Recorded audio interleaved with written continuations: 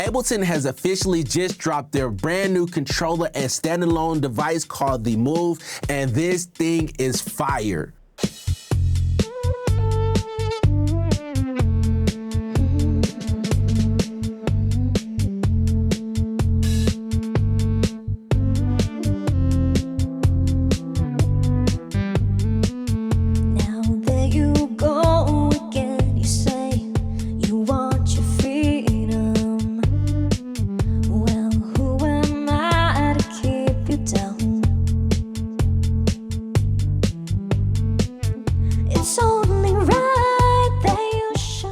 Opportunity to sit down with my guy Alberto from Ableton, and he gave me an exclusive look at the Move and showed me everything this thing has to offer. In today's video, you guys are gonna get that same exclusive to see what all the Move has to offer. So y'all already know what's up. Let's dive in and let's get creative. This is the latest addition to our line of hardware instruments. It's called Move.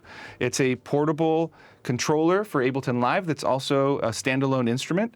It comes with 4 tracks, a speaker, a hard drive. You can connect it on Wi-Fi. You can link it up to other instruments. It's a perfect addition to somebody that already is performing with push or making music in live, but it's also a great starter instrument for somebody that wants to expand their DAW setup, maybe somebody that wants to try a drum machine in their studio, have something to play some synths on. It's a very versatile little piece of hardware. But I'll show you how we get started. So this is our projects page. From our projects page, we can use any one of the pads to preview what the project sounds like. So I'll jump around a few of these. So let's say we want to work on that set. The way we access it is by pressing the session button. So there are 2 modes that the pads can function in: session mode and note mode. Okay. In session mode, it's very familiar layout to session mode in push or in live, with a little bit of a twist, and that twist is that our session tracks are laid out horizontally. So we stop clips by pressing a blank pad horizontally, and we can launch a clip by pressing a colored pad. Very familiar, just like on push. The reason this is laid out this way, it's we've got more horizontal pads that we can start sequencing ideas on and laying out different pads and samples. And we can use 4 fingers to sort of launch scenes, if you're familiar with that workflow in push. Yeah, that's pretty cool. So does this connect directly to the computer, and can you control Ableton with this as well as utilize it as a MIDI controller? Absolutely. This is not only a standalone instrument, but if I can tilt this up, the USB port serves as a charger. It also serves as a docking connection to your computer that allows you to control live. In the back, you'll also see a MIDI hub, so USB-A input where you can connect MIDI controllers or a MIDI hub to expand the way that you interact with Move. We also have an audio input and an audio output 1/8" jack. And those jacks serve as an audio interface when connected to control live, and the MIDI hub can also serve as a MIDI interface when you're connected to control live as well. Any track in Move can be turned into a sampled instrument. I'll go to my projects page and start a blank project so we can check that out. So this is what Drum Rack looks like in Move. Something that makes Drum Rack unique in Move as opposed to other controllers in the Ableton ecosystem is that we have this view with 16 pitches per pad. So say you pick your kick, you can play your kick in different pitches. So just wanted to point that out as something that's a little bit different. But let's say that we wanted to change this hi-hat into a sample. All we have to do is press the record button. We see it blink, the pads turn red. We press any pad to record, and we can just snap into the microphone. If we enter record mode again for another pad, press any pad, and there we are.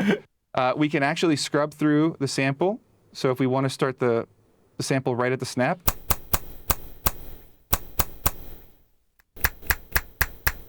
that's dope. And we can go into how we can clean that up using the filters and dress it up with some of the effects in a little bit. But I wanted to show you, when we go into this recording mode, we have some pretty cool options. We can resample, meaning that we can capture what is being played and Move.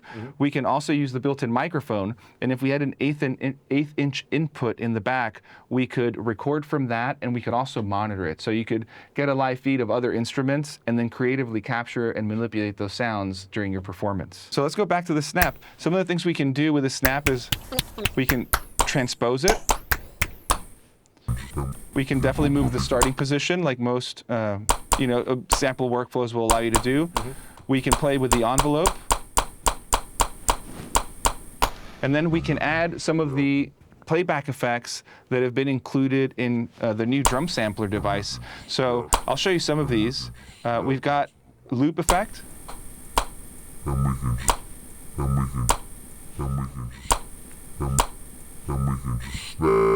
got 8-bit. That's crazy. Woo! I like that. Yeah, I like that too. We've got ring modulator. And let me turn off the hold a little bit so we can not get that voice. We have pitch envelopes. This can go -2.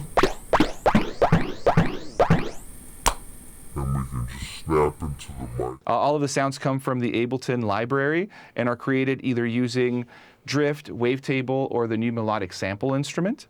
And when you create a new set, all of the tracks are loaded with suggested sounds to, again, follow the immediacy of creativity and not get in the way, right? Sometimes a lot of the lost time in the studio is figuring out the sound, dialing it in, but sometimes we have sounds that inspire us. So the idea here is that you open a track and you let the sounds inspire you and see where those take you. There you have it. That is the Move. Let me know in the comment section, what are you guys' thoughts? Will you be picking it up? What feature you're most excited about? And if you want to get your hands on it, there will be links in the description, or you can always head over to Sweetwater.com or reach out to your Sweetwater sales engineer and they can get you squared away on anything that you're looking for. Until next time, be awesome and be creative.